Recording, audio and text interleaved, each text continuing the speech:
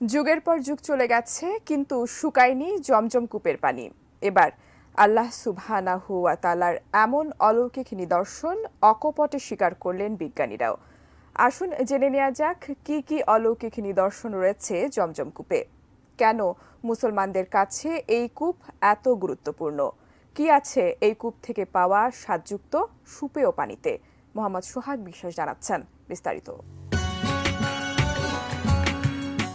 দুনিয়ার বুকে আল্লাহ তাআলার অনন্য কুদরত জমজম কূপ।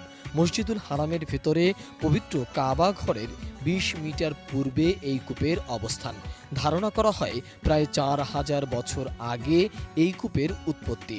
হজরত ইব্রাহিম আদম আলাইহিসসালাম ও তার পুত্র হজরত ইসমাইল আদম আলাইহিসসালামের সঙ্গে জমজম কূপের রয়েছে ইতিহাস, যদিও কালের বিবর্তনে জমজম কূপের মুখ বন্ধ হয়ে গিয়েছিল।